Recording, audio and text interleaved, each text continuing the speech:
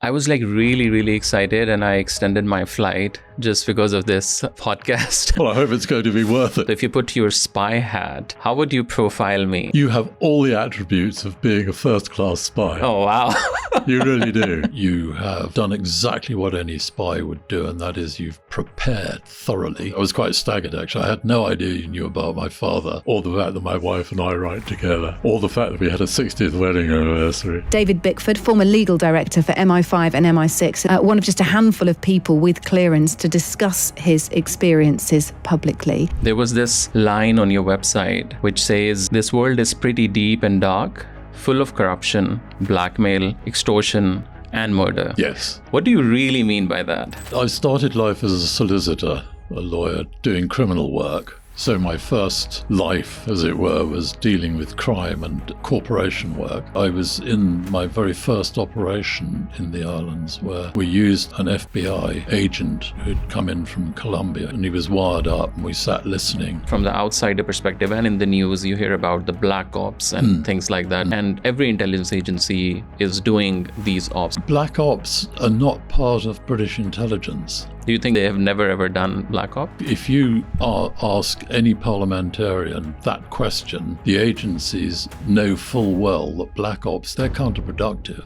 If you categorize the best intelligence agencies in the world in today's time, who would you rank the top 5? They're all good. That's a very diplomatic answer, but who do you think is on the hit list of British intelligence? Russia is obviously a major threat. If Russia is enabled to just walk through Ukraine, then they won't stop. What's your experience on the intelligence work of these terrorist organizations? I've always thought that there are sort of 8 bands around a terrorist organization. First of all, you have the center, the leader, close associates, and then you'll have the people who will be helping the close associates. That in itself is a huge protection for a terrorist organization because you have to get through those rings to get to the center. Have you worked with ISI in your time? And what's the perception of them, do you think, in the intelligence community? I remember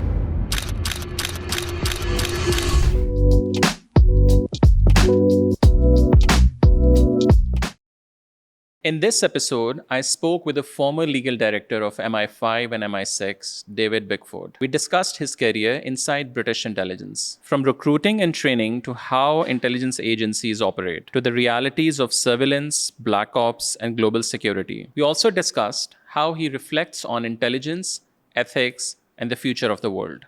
David, thank you so much for taking the time out. No, Talha, thanks so much for inviting me. It's a real pleasure to meet you. It really is. No, likewise. I was really excited and I extended my flight just because of this podcast. Well, I hope it's going to be worth it. No, it will be. But when I was researching about you, there was this line on your website, which I read, which says, "This world is pretty deep and dark, full of corruption, blackmail, extortion, and murder." Yes. What do you really mean by that?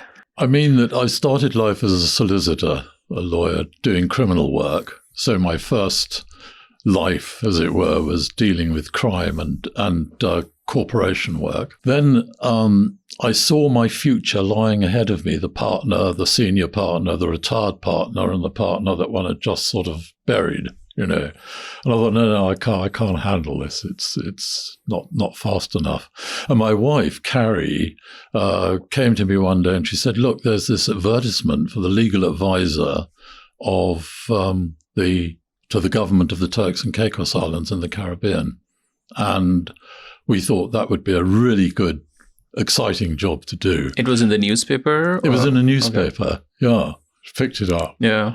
And so we went for a 2-year contract. And at that time, the ministers, who were very bright and very forward-looking, they were planning to turn Turks and Caicos into a tourist attraction and also a finance center. So there was a blank sheet of paper, which is extremely exciting. At the same time, There was trouble with narcotics being smuggled through the islands because there's a long chain of islands. Planes used to come in, land at night, take off. So I did a lot of work with the FBI tracking that, and also the beginnings of countering money laundering, because setting up a finance center, one had to look forward to the downsides. So that involved quite a lot of criminal work as well, the excitement of agent running into the islands using the FBI informants. So you already have sort of an experience of the intelligence community before you even joined MI5 and MI6. Yeah, absolutely. I mean, in fact, I was in my very first operation in the islands where we used an FBI agent who'd come in from Colombia. He'd finished a job in Colombia. And we put him in to infiltrate one of these organizations. And he was to meet the head of the organization in his house, which was actually a huge place on the edge of the sea. So in he goes, and he was wired up, and we sat listening to him. And the head of this organization said, "Oh, do come in. It's good to see you. You know, we can go and chat on the veranda outside." So they go outside, and there was a northwesterly wind blowing, and all we could hear on his mic was the sea piling in. So that's the first operation I went on. And when you were growing up, at that time also, like, you were sort of fascinated about the intelligence world, and generally, have you ever sort of thought at that time that you want to join, or was it like more of an accidental, organic way of just like joining through your career? Yeah, no, you put it right. It was organic, because I was the Foreign Office asked me to join them as a legal advisor when I left the islands. I did a lot of human rights work there, which, interestingly enough, goes straight into intelligence work, which I'll explain later if I may. Defense work. Spent 3 years in Berlin during the Cold War, and obviously had dealings with the intelligence community there. Came back to London and went back into a lot of work with NATO, United Nations, defense. And then the intelligence agencies were going through a flux, shifting from the end of the Cold War to dealing with terrorism, counterterrorism, and organized crime.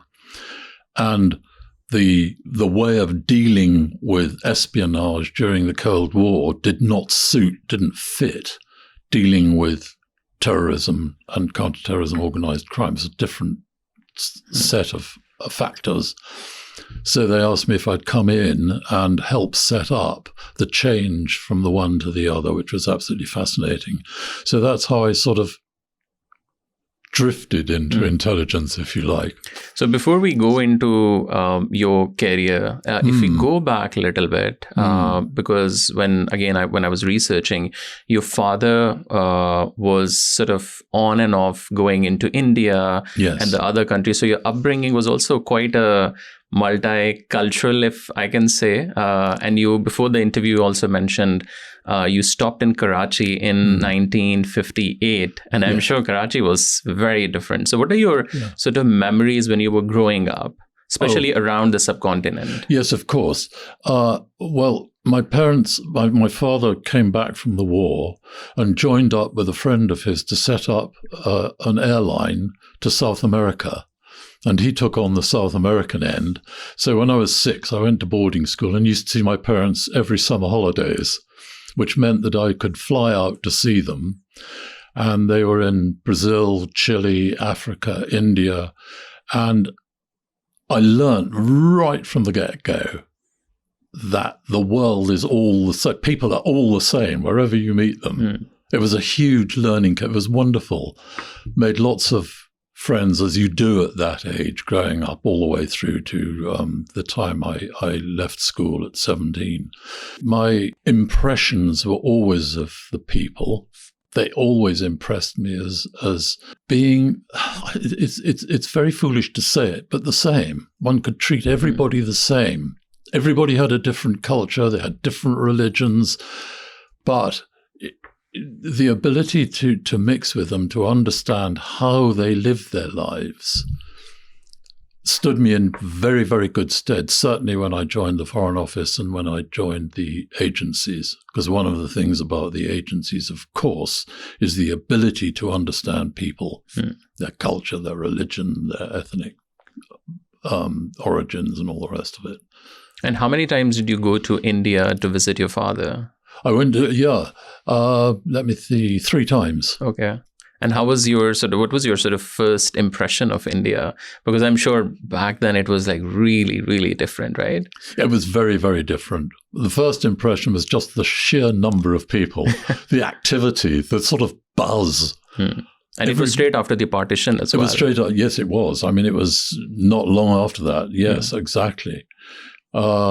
Everybody was a hive of activity. That's my first impression of India.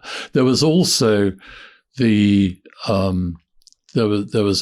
sort of overflow, if you like, of the old sort of colonial rule, the clubs and things like that, which were changing rapidly, which was good. My father was so anti any form of race discrimination or religious discrimination. Actually, he was a Catholic, and he was a very Catholic, if you see what I mean, taught me that. So I suppose at that age, coming up to the end of one's teens, one had the impression of a bustling community that was intent on building a nation. Does that make sense? It was very exciting. And also, your father was also worked with the Royal Air Force intelligence as well. Yes, he did. So do you think that's also sort of impacted your decision-making to joining the intelligence world? It's sort of a second generation, we can say, because I'm not sure if your kids also decided to sort of go into that. But what were you, like, was there sort of anything which was coming to you from your father? I think, I was interested. He didn't talk about it much. I think one finds that people who went through that war really never talked about it much. But one thing that really did impress me was that he didn't tell me until much later in life, because he was bound by secrecy not to. He dealt with the code breaking of the Japanese codes and the German codes. But his job, and he was both in the UK and then he went out to now Sri Lanka to deal with the Japanese war.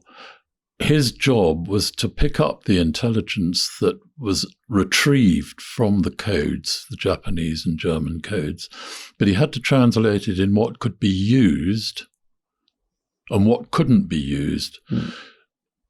What could be used safely so that the opposition didn't find out that the codes had been broken, and what couldn't be used in the sense that you might know that an attack was coming, but you couldn't use the intelligence to prevent it, so people would die because you couldn't use it.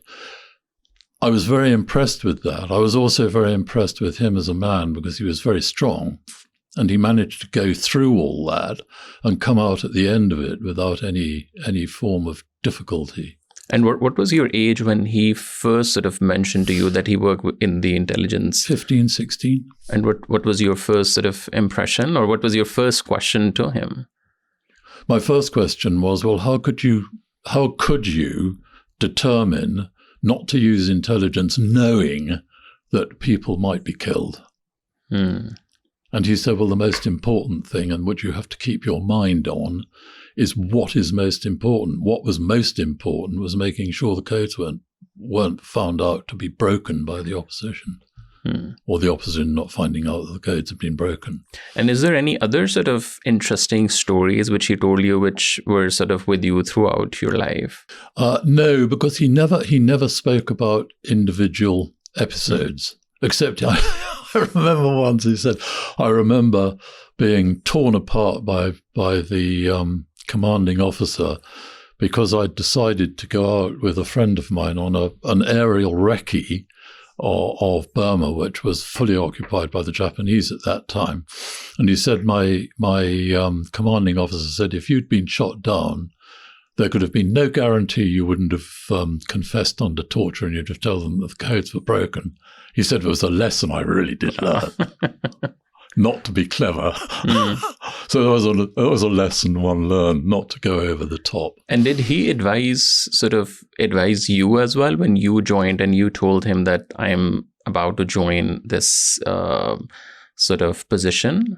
Did he said anything? No, he just said, good luck. Okay. He was quite an introvert, I feel like, or not. He was very outgoing, but he was very, very cautious with what he advised, certainly in that area. I think he felt, well, I've done mine. It's a new era, and my advice may not be useful now. It was different. He was in a war. We were in counterterrorism. Same sort of thing, but slightly different. So before you joined MI5 and MI6, you mentioned you were working with the FBI, mostly in the counterterrorism, we can say. It was like mostly the corruption. Yes, it was counter narcotics and counter organized crime, counter money laundering. Okay. Yeah. And what was your experience working with FBI, starting with? Because obviously, like if you work with MI5 and then go back and work with the FBI or CIA, obviously you have a very different experience, I think. Absolutely. But like starting from FBI, what did you learn about how the FBI sort of works? Oh, that was fantastic. I learned so much from them. If I can take one back, just a fraction, at the end of the Cold War, towards the end of the Cold War, the agencies had no legislative base. All they could do was to disrupt operations conducted by opposition, Russian intelligence. Prosecuting and convicting spies was really hardly ever done unless they'd been caught sort of in flagrante. The reason that they couldn't operate against terrorism was without a legislative base, it was very difficult to go to court to produce information that would satisfy a court. And I could go into that later. I won't do that now. When I joined the agencies, the first thing that was absolutely obvious was A, the lack of legislation, and B, the fact there was mounds of intelligence that wasn't being used to prosecute terrorists because the legislative base wasn't there to do it. So I spoke to the FBI about this. How do you do it? And they were so good. They gave me a lot of advice. They gave me excellent ideas about how you can use the judiciary to help you. Now that sounds a rather odd way of putting it, but how to make sure that the judiciary could help one rather than look on the judiciary as something that would prevent one from doing things, which in an intelligence world can be the idea. Certainly people who read fiction will say, well, these judges are all out there trying to prevent anything happening. Not true. Because this is the same thing, I think, which I have seen in Pakistan as well. Because whenever I talk to the intelligence community there, especially after the war on terror, you heard about black sites and people are like missing people are like very common in Pakistan, unfortunately. Yeah, right. But then again, when you talk to the army or ISI or any other, like I think that's the first thing which they tell. Like whenever we take the terrorists to the court just say, like literally there was this judge in Pakistan and it was like sort of a breaking news in all the newspaper. He looked at the terrorist and he said, but through his face, like it doesn't seem like he's a terrorist. Like literally that was the comment. And then there's no legislation because it's a new world after the 9/11 especially. Yes, of course. So this was like a lot of problem in Pakistan as well. Yes. I think overall. Yes. And make no mistake, it was a big problem for us. And that was back in 85 when I joined. So, yes, the FBI were very helpful. It was very, very interesting, actually, because, again, when I got there to the agencies, it was obvious that we needed to legislate. Question how? Well, first of all, there was a major case in the European Court of Human Rights called Leander versus Sweden, which said that if you're going to have an intelligence agency and operate one, any country within the European Convention, there had to be legislation to show that this agency existed. And the legislation had to provide that what the agency did was A, necessary, and B, proportional. So I thought, well, how am I going to do this? Well, at that time, there was a superb English judge called Lord Denning. He'd actually retired by the time I went to see him, but I did know him. And he'd done quite a lot of intelligence cases. Well, they weren't prosecutions. They arose from things like the Profumo scandal, where there were one or two scandals, and he looked into it. I went to see him, and in an afternoon, we sort of managed to get some idea as to how we could create the legislation for the agencies, which was a very exciting experience, something sort of out of the normal. We introduced legislation in 1989, the Security Services Act, and then the following year for MI6 as well, because I was legal advisor for both. The legislation provided precisely for the fact that if the agencies were going to operate against anyone, it had to be necessary to do it. It had to be, what they did had to be proportional. There would have to be a warrant system for obtaining eavesdropping evidence, going into properties to eavesdrop on them, and also telephone intercepts. At that stage, we didn't have legislation to cover agent running, that is, informant running. Well, as you can imagine, that's an area that can go off the rails very, very quickly. So we introduced our own internal regulations to make sure that if we ran agents, they were properly identified, they were properly recruited, and they properly understood precisely how far they could go and how far they couldn't go in carrying out their operations. But generally, like from the outside world, when we, as you mentioned, that, you know, there is a limitation for the spy as well. Obviously for the police or for army or like, you know, any other institution there is. But as an outsider, people think that when you're an agent or you're a spy, you can do anything. You have a right to do, like you are more powerful than the president even. You don't need to ask anyone. You just need to get this thing done.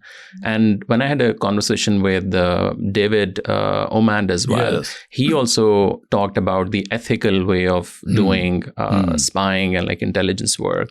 So what's your experience? Because I'm sure, because all of these black sites and all of it, you know, which we hear stories, but then like when you talk to the people like you or other people, they talk like very systematic way of spying as well. Yes, I know. But from outside, you're like, you know, what is this? Really? You're like, that's a perception outside. Yes. Well, there's a lot of talk about ethics in spying. I find ethics very, very difficult because everyone's got a different concept of whatever any ethic is, and therefore it's up and down and around about. I prefer to look at the balance of rights. And I borrow from the European Convention on Human Rights very heavily, or I did certainly in the agencies. In the convention, obviously everybody's given a right to be protected, you know, freedom of speech, freedom of expression, freedom to meet anyone you like and talk and have public protests, right to life. But in all of those freedoms, there's a limitation to protect the national security, the economic well-being of the state in particular, or crime, public health. So one has a good idea that on the one hand, the state has the right not to be interfered with. On the other hand, the state has the right to do that in certain circumstances. So when one comes to make that balance, the necessity and proportionality elements are extremely important. And if one's not prepared to be honest and in one's assessment of that, then things can go off the rails and people can get hurt who shouldn't be hurt. The other thing that's absolutely vital in any intelligence agency operation is the fact there must be independent oversight. And in the Security Service Act and the Act for the SIS MI6, we introduced parliamentary oversight, where the a committee of parliamentarians, the Intelligence Oversight Committee, oversees the work, administration, and finances of the intelligence agencies.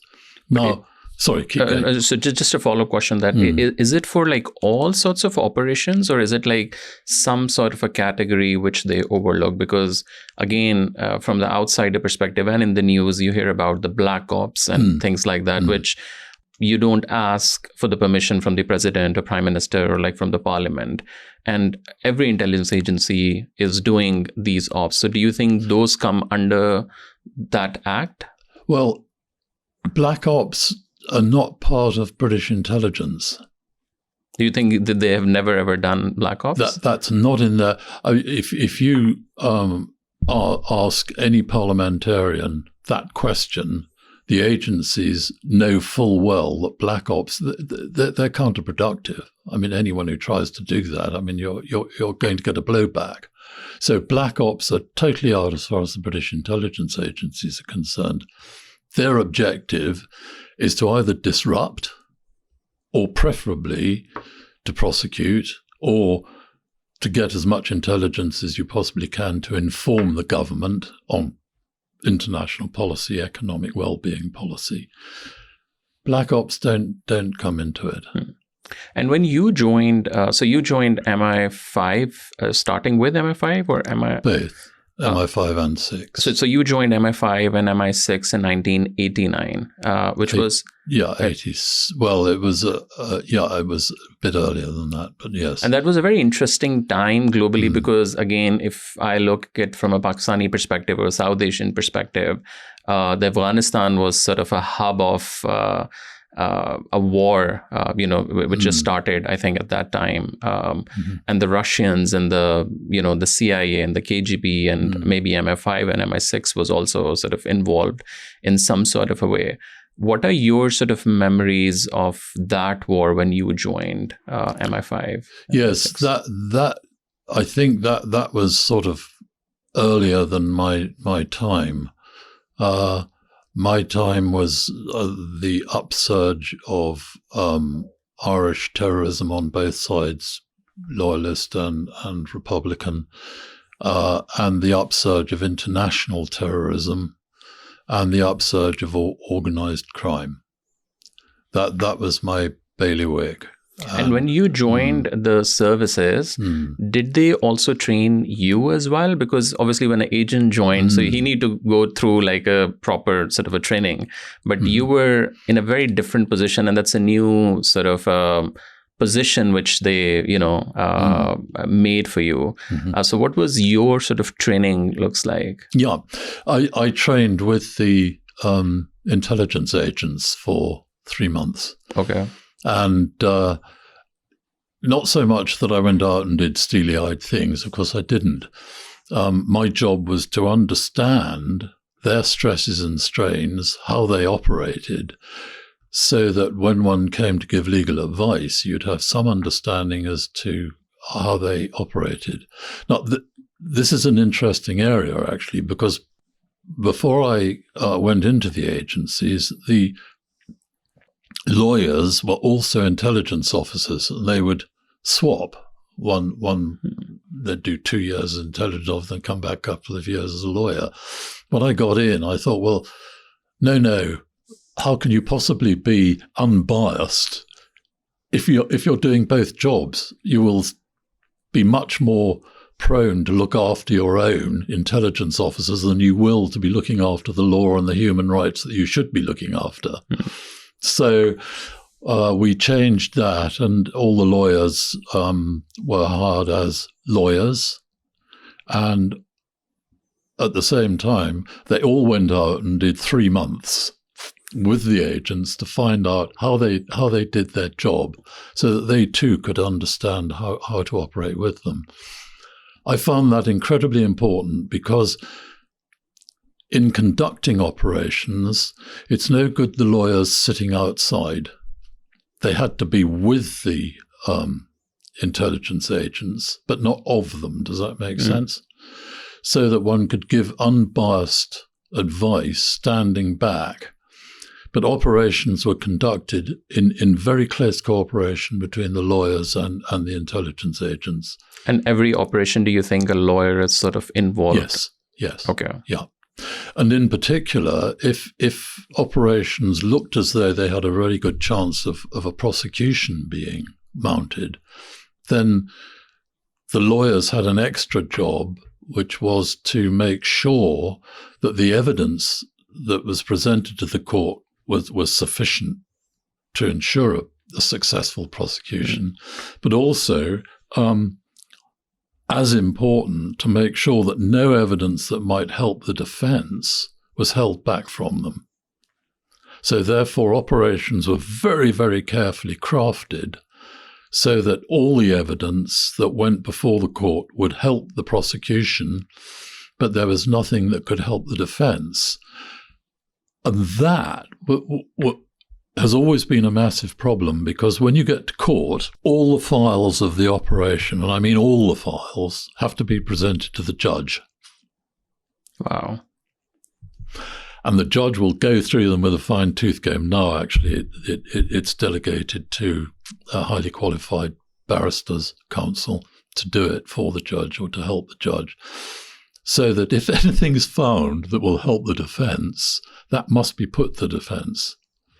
Well, of course, if you have an extremely secret piece of information that you held back from the defense, and that information is judged by the judge to have to go to the defense, you have to pull the prosecution, because you cannot risk that secret information being given to the opposition. So it's a very delicate, very cooperative system that goes on between the lawyers and the intelligence agents. And I'm not talking about just the law, I'm talking about the civil rights aspect as well. They all have to be right and tight and proper and respected. And when you were doing the training with the agents, what was your sort of favorite part of that, the training? And if you can tell, like, what kind of a training you were sort of also like getting? Yes. Well, first of all, one would go and have a look at the agents who would enter buildings and plant eavesdropping devices, and other agents other officers who were running intelligence agents. They're very impressive, because in order to secure a prosecution, and you send someone into a building, or someone is sent into a building, the lawyers don't do it, it's the operational officers.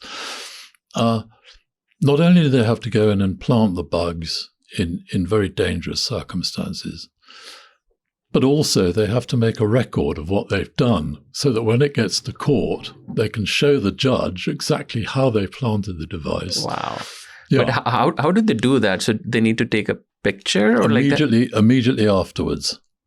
Wow. Because we don't see that in the James Bond movies. No, exactly. And I look at James Bond and think, well, you're lucky. You don't have to, you're not having to think at the same time. Because I think anyone from a public even thought about this. No. Like you're putting up bugging devices, and then you need to have some sort of a proof. But why do you need a proof? Because if you take that footage and take it to the judge, why do you need to show that you put this device? The judge has to be satisfied that you put the device in there. And you're not using someone else. And you're not using someone else. Wow. That it's not some fake news. Wow. And it's basically it's a process for every sort of operation? Every operation where there's the possibility of a prosecution, certainly. Absolutely. And what was your, again, coming back to the first question, your favorite training, like part of the training? Like, what was your sort of favorite things to learn, essentially? Well, I think my favorite was I was taken out into Northern Ireland because one had to understand what was going on in Northern Ireland. One had to understand the balances. I mean, in a way, I'd been lucky because I'd been involved in the human rights cases that involved Ireland in the earlier days. I remember being taken around by a very steely-eyed agent. He was wonderful, to show me what the borders were like and all the rest of it. And it was a very frosty, cold, icy night, and we came up a hill and missed a bend and went straight through a wooden fence into a field.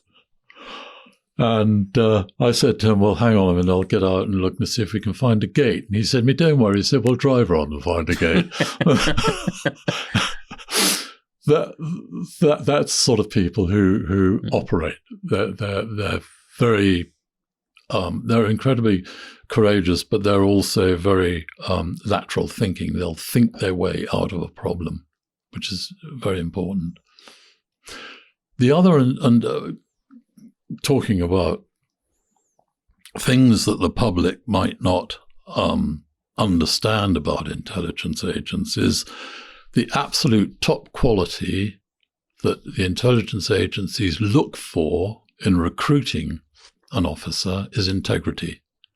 Yeah, you have talked a lot about integrity. Can you explain more? Because again, from an outsider perspective, people think that they just need someone, whether it need to be a patriot or he or she need to be against the country, so you're using them. But where is integrity plays a part there, you know? Yeah, absolutely. It is. It doesn't really fit. It operates in two ways. The first is that the individual must have some idea as to where the balances of rights lie, some idea as to where the legislative boundaries lie. Second, and equally as important, if an agent or an officer goes out into the field, carries out an operation, rather like somebody going into a house planting a bug, for instance, when they come back from that operation and they report on what an agent has told them, where they planted a bug, what they heard, you have to rely on that being absolutely truthful.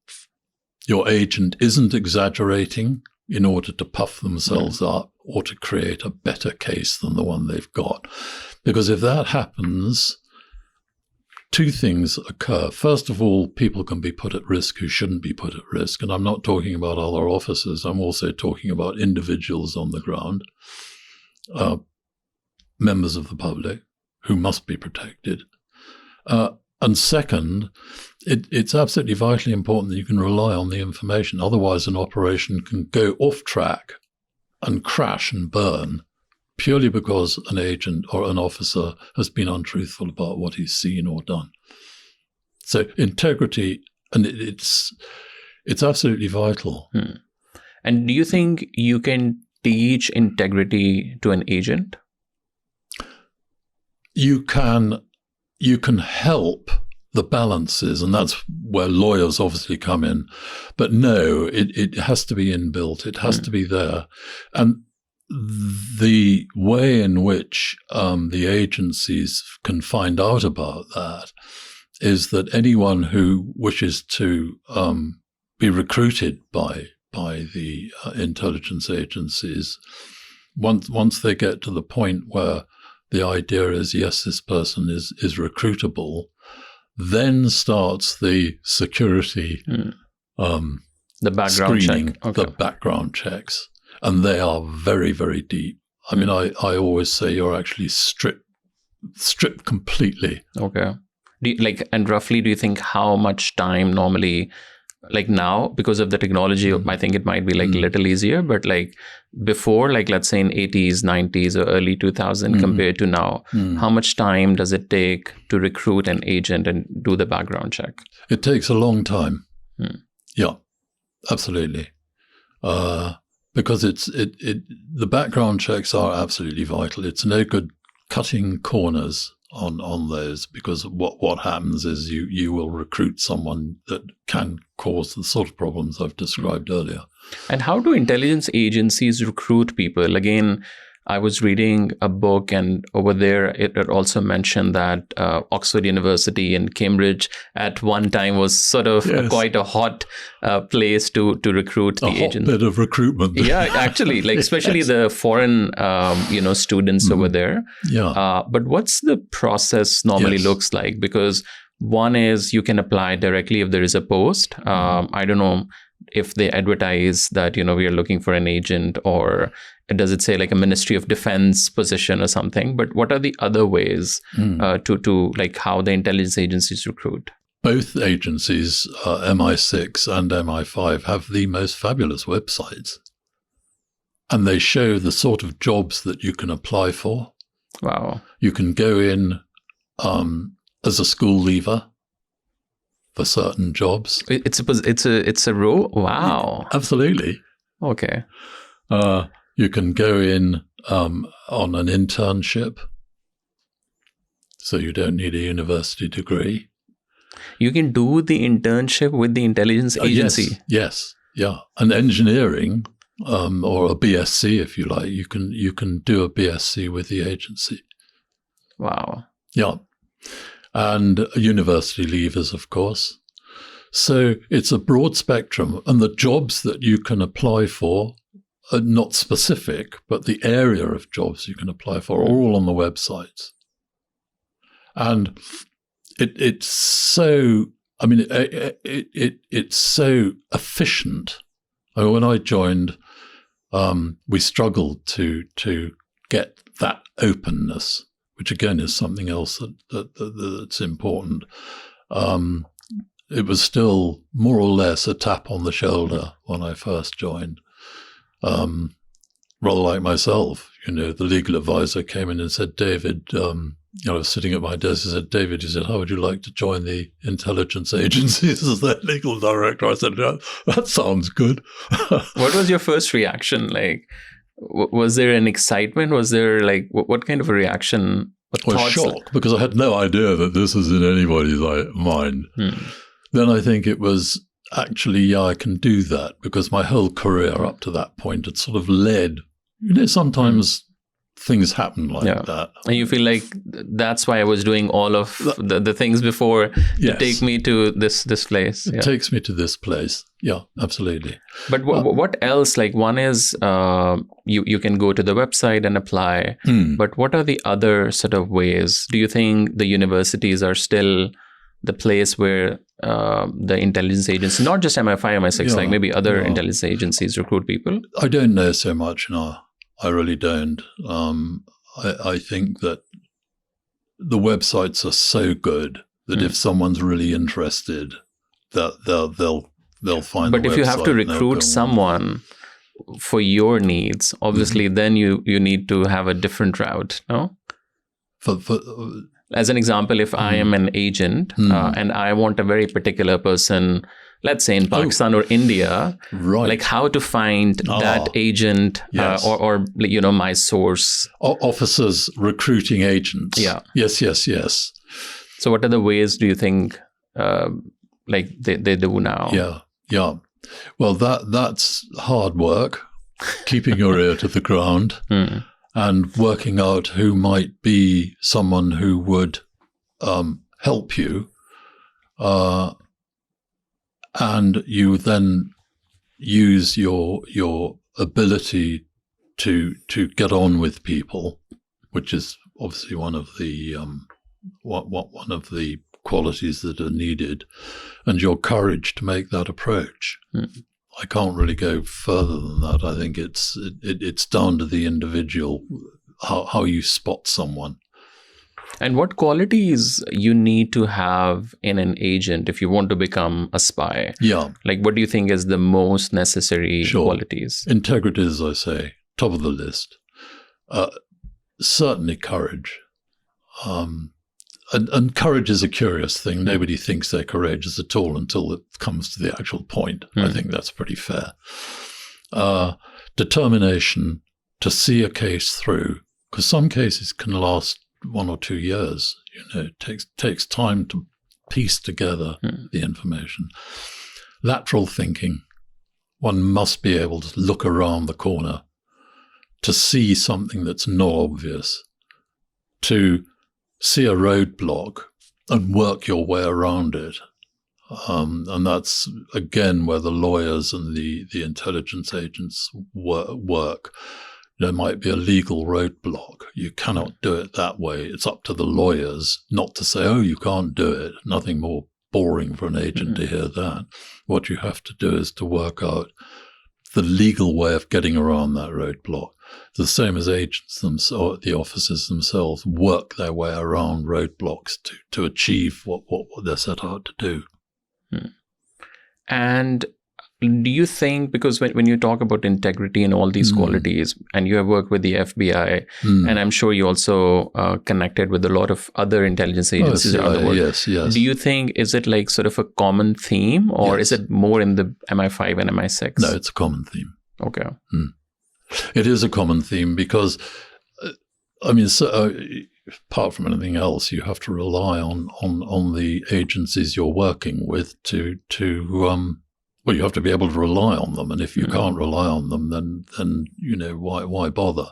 So yes, I believe that. And in your time in MI5 and MI6, did you also had some sort of a very favorite agent or someone who you personally really like, who is in the field and very close to your heart? No. And why is that? I think because as a lawyer, it's essential to stand outside your client. You cannot be involved with your client. Well, the moment you're involved with your client, I've always said you're lost. And my uncle taught me that. He was a lawyer, and he said, never ever get involved with your client. Don't sympathize with them. Stand back, look at their case, and advise the best. So with the agencies, as I said earlier, one was with them, but not of them. So one kept back from any sort of, oh, yes, he's a good person, she's a good person. No. You could recognize them, obviously, but you'd never have a favorite. And if you categorize the best intelligence agencies in the world in today's time, who would you rank like the top 5? They're all good. That's a very diplomatic answer, but because normally people say like Mossad, then obviously MI5 is 6 and CIA, and some people say ISI is also, especially, if you see their counterterrorism work and after 9/11, what really happened. I think, what I can say is that as a lawyer who was parachuted into the agents, the British MI5 and MI6, it was a massive privilege to be able to work with them. It really, really was. They're such an impressive bunch of people. And that goes across the board, male, female, everything. Have you worked with ISI in your time in the last sort of 20, 30 years in any capacity? No. And what's the perception of them, do you think, in the intelligence community, especially because you worked a lot in the counterterrorism world, and Pakistan was on the forefront from 9/11 to, Afghan jihad in 80s and like still now? Well, I can't speak for now because obviously I'm not engaged. But respect, yeah, absolutely, and with India as well. I remember we had a known terrorist over here who was operating quite merrily, and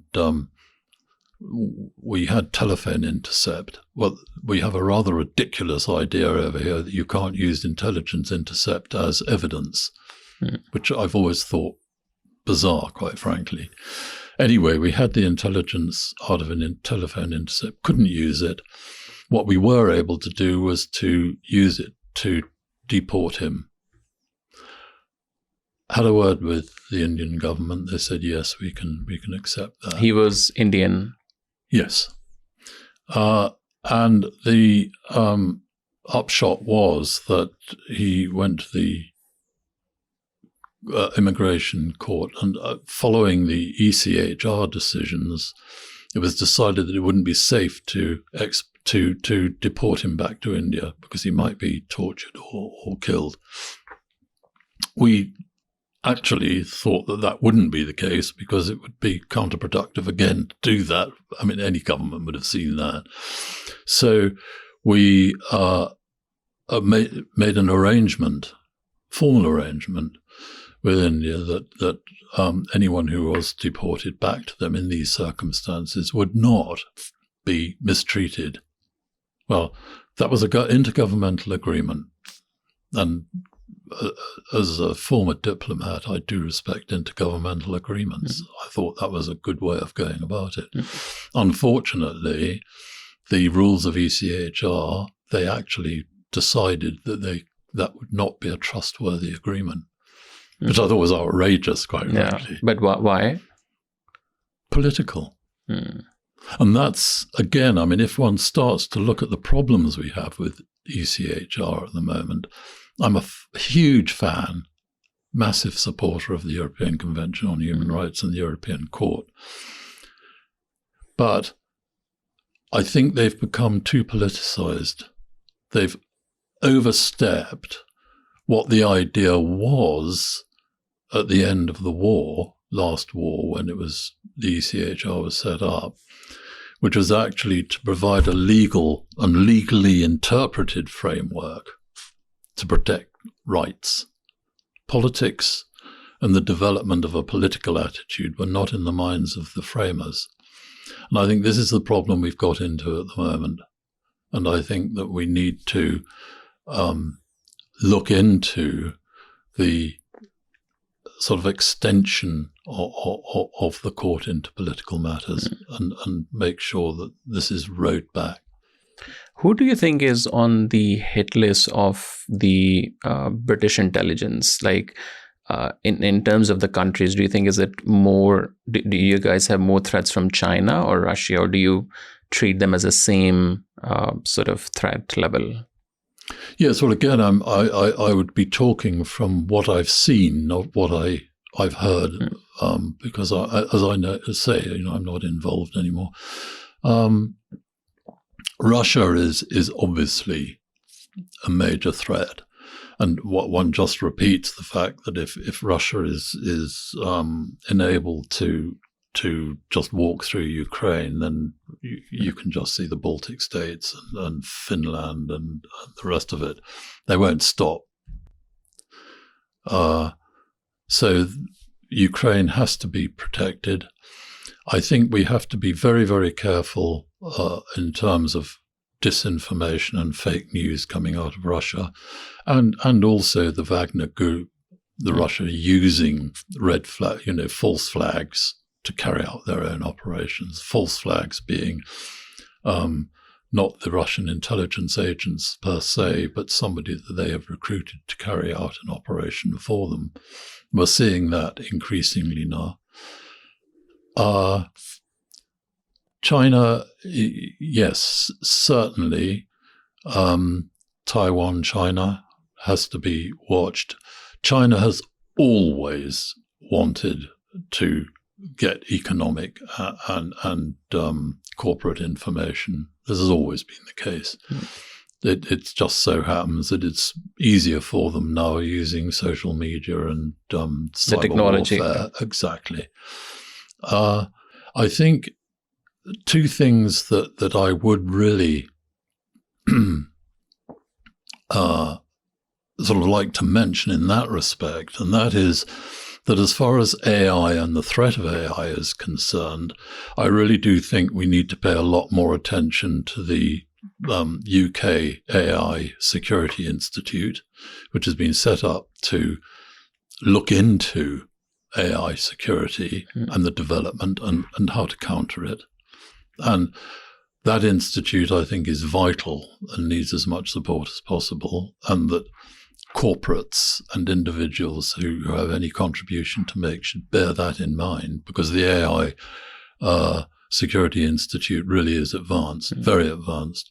The second is the attacks that are made on corporations by cyber warfare and hacking. I don't think enough attention is paid to the National Cyber Security Centre. Corporates can get hold of the National Cyber Security Centre anytime in order to report problems, to ask advice about problems. Now, I know this sounds like proselytizing, and I've been told by these two agencies to talk. No, I haven't. But what I have seen is the good work that they do. And when we sort of despair, oh, AI is going to be awful and dreadful. No, it isn't. AI is thrilling. It's a massive future for us all, but it just needs to be understood and tailored in terms of security. And those two organizations are superb. And how do you think the intelligence work, especially the more of an operational work of the intelligence, will get impacted by AI? Yes, of overall? Course. Yeah, it will. And that's why they're part and parcel of the input into these agencies. But do you think that will be like beneficial in a way for like if you're a spy? Yes, of course. I mean, for instance, if you're wading through telephone intercept, which is yards and yards of it, or communication interception, AI is going to cut back on that enormously. I suspect that AI will help analysis enormously. Speedier, faster, broader reach, and properly controlled, again within the parameters of legislative framework and balance of rights framework, are massively beneficial. And you have also worked with a lot of other countries as well, outside of UK, the US, and like European countries. And you have worked a lot around counterterrorism and narcotics. What's your experience or your take on the intelligence work of these terrorist organizations? How do their sort of intelligence network operate in this time? And one of the biggest example, like if you say Osama bin Laden or Mullah Omar, it took like ages to get to them. Mullah Omar, obviously, we didn't get it, but like Osama bin Laden, or even in the narcotic world as well. How do they operate? Because obviously we hear a lot of stories of the intelligence agencies of the countries, but like we don't know anything about how do they operate. Internal terror. What do you mean? I think there are... I've always thought that there are sort of 8 bands around a terrorist organization. First of all, you have the center, the leader. Then you'll have that leaders' close associates. And then you'll have the people who will be helping the close associates. And then beyond that, there will be those people who are approached to offer someone a house for the night or help launder some money. And then you're on the outer ring, you'll have those people who are approached to help. So you've got these rings. That in itself is a huge protection for a terrorist organization, because you have to get through those rings to get to the center. But like, and how do you think they train their intelligence operatives? Because normally the fighters, they train in the mountains and like, with the guns and everything. But the intelligence, to train an intelligence operative is very different to just, teaching someone AK-47. Do you have any sort of stories which you have heard or anything? No, I would put that into quote operational, and therefore I wouldn't talk about that. No. And this April, it's been 60 years of your marriage. Oh, yes. Congratulations. How did you know that? Thank you very much. It's wonderful. Yes. Yeah. How did your work, your like sort of intelligence work impacted your family life? Because when you're working with the intelligence community, like you see everyone as, like very cautious and like, but you were also like bringing that to your home. How are you balancing life? Well, very easily, because my children knew what I was doing, so they were able to handle that. Carrie, my wife, has always. I mean, we've worked together, and she runs her own business, so she's incredibly competent. So we've never had any trouble on that issue. And I've been able to chat to her about things, not strictly operations, obviously, because I wouldn't want her involved anyway in that or knowing. But certainly balances. What would the balance be here? And she's always been a rock that way. Help the marriage too, because she's wonderful. And what would be your advice to someone who's looking for a wife or who wanted to get married, and people who are already married? Because 60 years of experience is just like, and especially in this time and age, it's getting very difficult. Like there are a lot of divorce rate, like across the world. So what would be your advice to, let's say, someone from 20 to 30-year-old? Yeah. Sense of humor. Okay. Absolutely vital. Top thing. I mean, I suppose you obviously you're either lucky to be in love or you're not. And I know this sounds very sort of Mills and Boone, but it happens to be a fact. I think my parents had a fantastic marriage. And I think love is absolutely the basis of it. And you're either in love and you're lucky or you're not. And I think then you do have to have a sense of humor, That's the most important thing, you think? Most important thing. You've got to be able to laugh. Yeah. Yes, absolutely. I mean, when Carrie, I've written something and Carrie comes down and blue pencils the whole thing, you've got to be able to laugh. So just lastly, coming to your sort of books and how you become an author, you have talked a lot about your books, but what was the moment you were like, okay, I think I have a lot of insights, and now you, I think, mentioned about your granddaughters, when you went to the school. So maybe take me through to that sort of a day, what really happened, and where did the idea sort of came? Yes. The youngest granddaughter, she was 12. And she said one day, I've just been doing my English class, and we were told to write about spies. And I said, well, my grandfather's a spy. She was like, cool. she was feeling... Just like that, because she knew. And her teacher said, well, you mustn't tell fibs, Amelia. So she told me this, and I said, well, I tell you what, I'll come down to the school and tell them about spies, and then your teacher will know it's true. So I went down to talk about spies, and it was her year, girls, mixed girls, boys. But I was talking about the women in MI5 and 6, do the same jobs as the men, and that's,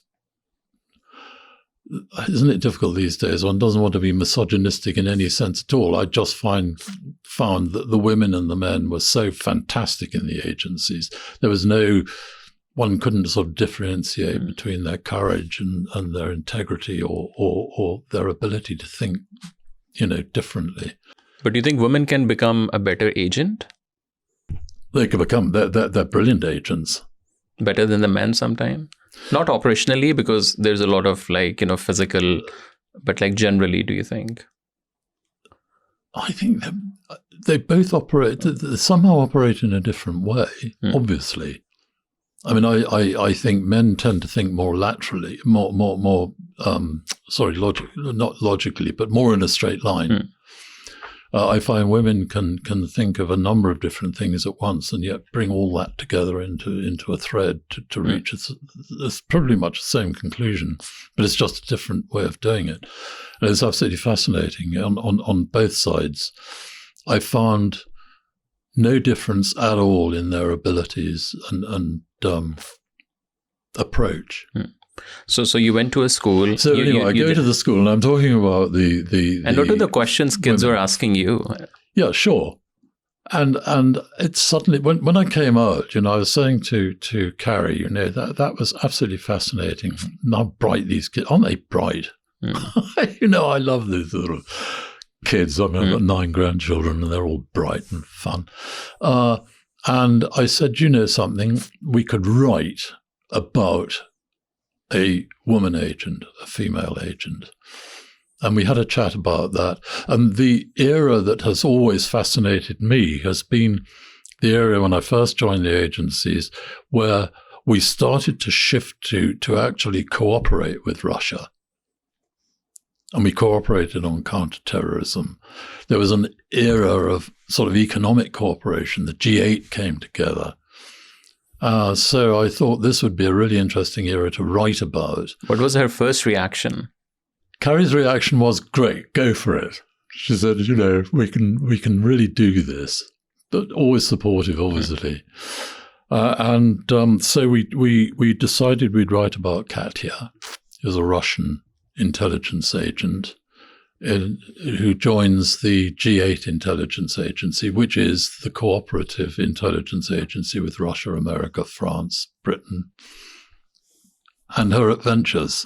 And we introduced a Russian director, Lev Leviatsky, and American and British director.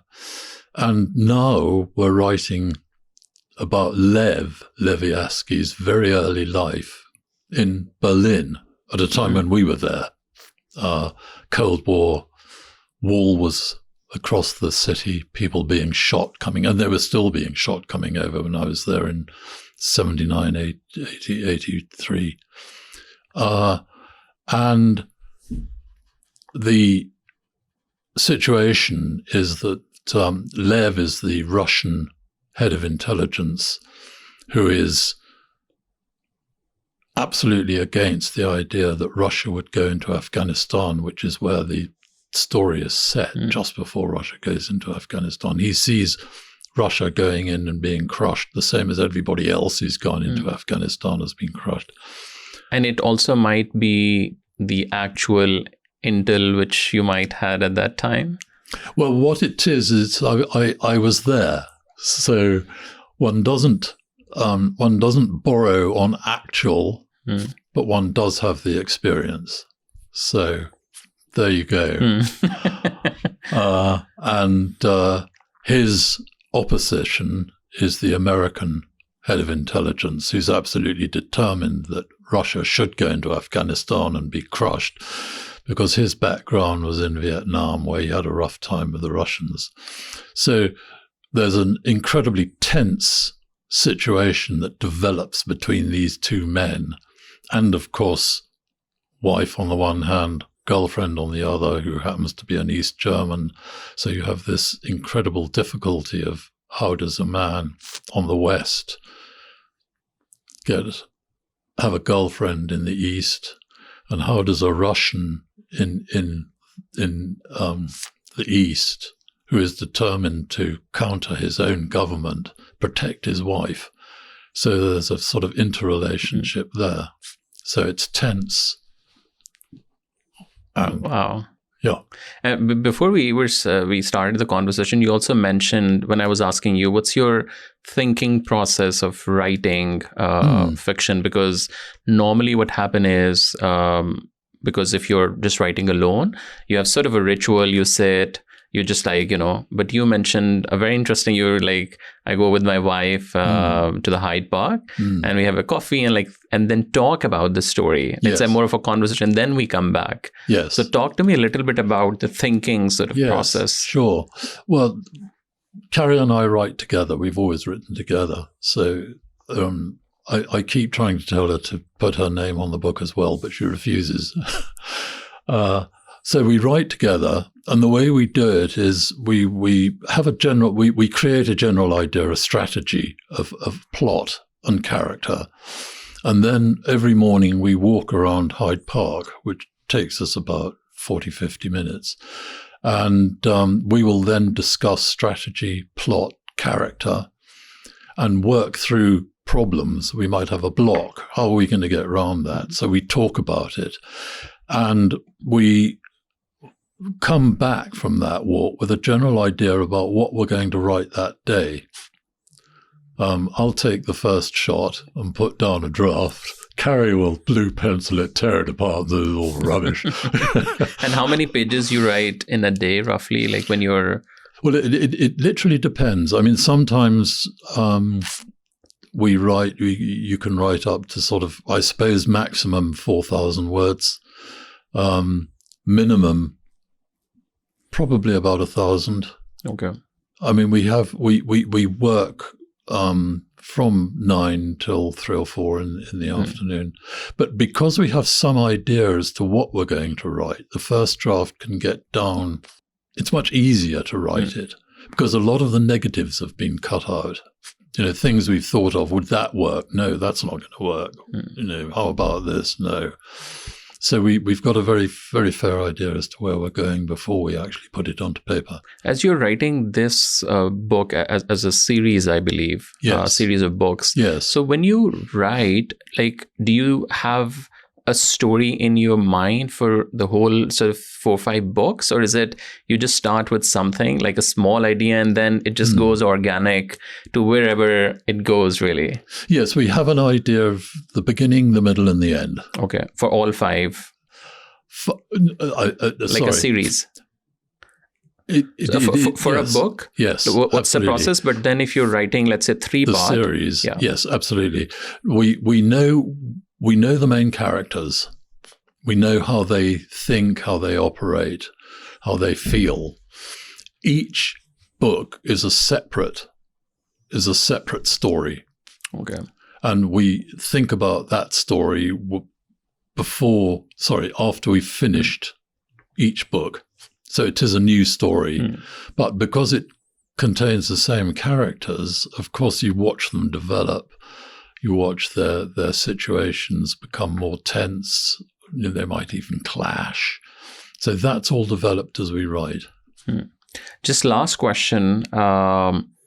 We have talked for an hour here, and I'm sure you met a lot of people who you did their profiling. So if you put your spy hat, how would you profile me? Oh. You have all the attributes of being a first-class spy. Oh, wow. You really do. You're able to draw people out. Look at me. I mean, I've chatted for an hour now about everything under the sun, and you have been incredibly interesting. You have done exactly what any spy would do, and that is you've prepared thoroughly. I mean, really thoroughly. I was quite staggered, actually. I had no idea you knew about my father, or the fact that my wife and I write together, or the fact that we had a 60th wedding anniversary. And, obviously bright. I mean, come on. And you have traveled the world. You understand people, quite obviously. You understand that actually the madness of the world is we don't get on together. Wow. I think I need to switch to a spy career now. Yes, absolutely. Do. Yes. And what would be, because you have spent a lot of time in this world, from working with the governments, working with the individuals, now working as an author. If you give me some sort of an advice, what would that be? Be yourself. You can't do better. I think that's what I'd really try to do. Don't listen to other people, I think. No. I mean, take their advice or listen to their advice, and but follow your own wishes. Really, I mean, I look back and I've done all sorts of things, and it's a funny thing to say, but I've had fun. I think it's very important if you can possibly have fun. I think that's probably the most important. What's the favorite years of your life? Like, all of them. I really have had. I've been incredibly lucky. I mean, really lucky. I've met fabulous people like yourself. I've traveled the world. I've been so lucky with my wife. I've got 3 sons, 9 grandchildren, all of whom are out in the world. Or, well, the younger grandchildren aren't. But you look at them and you think, gosh, yes, there's not much wrong with the world when you lot are all out there, the same as all the other kids. You will make this place much, much better than we've made it. How do you want to be remembered? I think probably for my children and grandchildren, because they're the future, I think, and the future is what everything is all about. Don't look back too much. look to the future. Do you still feel a bit of a hope from this world? Like now where the world is heading, like there are wars, like in countries, it's like really chaotic, like whether you see America or like Middle East or, Pakistan, India, recent war. And then because you have seen a lot, what do you see in the next sort of 5 to 10 or even 20 years, especially for young people? Yeah. I was a war baby. I was born between 2 air raids. My mother said the first air raid brought me on and the second one finished her off. I think that I survived that. We had the Cold War. Everybody thought we were all going to be bombed and all the rest of it. It didn't happen.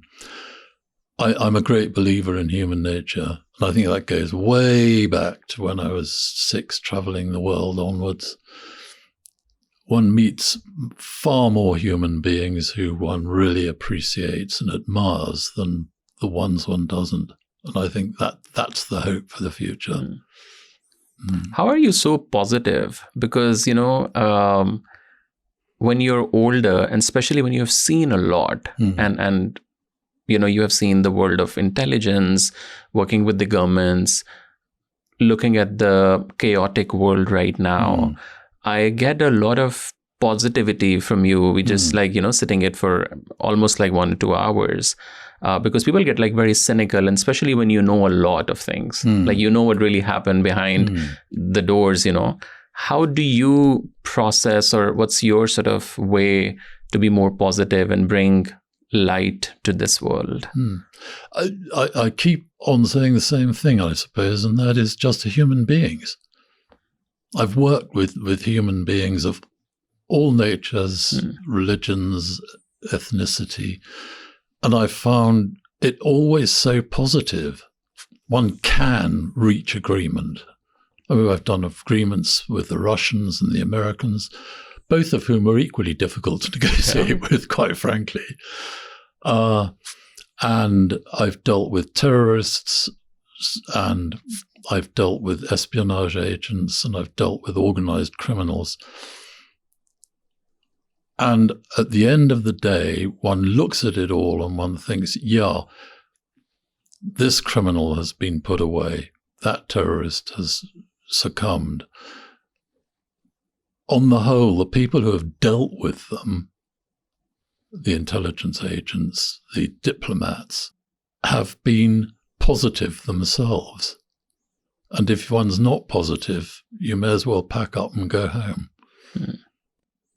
Yeah, because I think in this time and age, especially the Gen Z, the new generation, maybe because of the technology, there's an influx of information.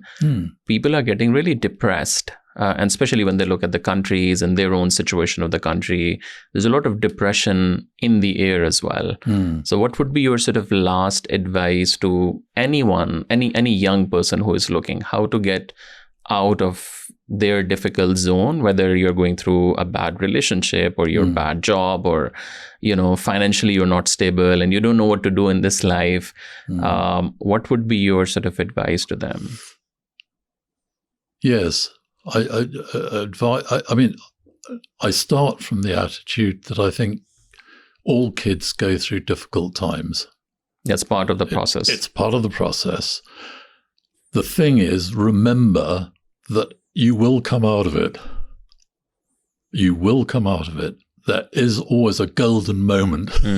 This too shall pass. It too shall pass. Absolutely. And I think the main thing to do is to find something you like doing and go and do it.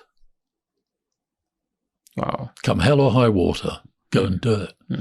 It might work, it might not, but at least you've tried. I think one of the things that I find difficult is people who say to me, because now I'm ancient, they say to me, I had the chance of doing that, but I never did. And I think, really?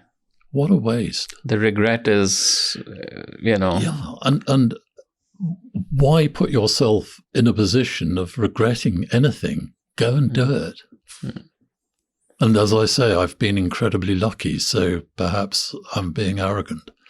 No, I mean, I think it's, I think do what you love. I think the patience, hard work, and I think all the difficult times sort of pass in the end, I think. Again, this too shall pass. Like that's the line which, Yes, I agree. Well, I think it supports every sort of ethical, although I don't use ethics, but every balance of rights, every religion, every sort of viewpoint. Yeah. Whatever you are, whoever you are, that I agree with you entirely. That's the mantra. David, thank you so much for taking the time out. No, thank you. You've been absolutely brilliant. Thank you so much. It's really an honor and pleasure talking to you. No, it isn't. No, actually it is. Like I tell this I have done like 170 plus episodes. And this is, I think, one of my favorite episodes so far, I think. Well, you're a flatterer. As you know, any intelligence agent is immune to flattery. But thank you so much for taking the time. Thanks, lovely talking to you.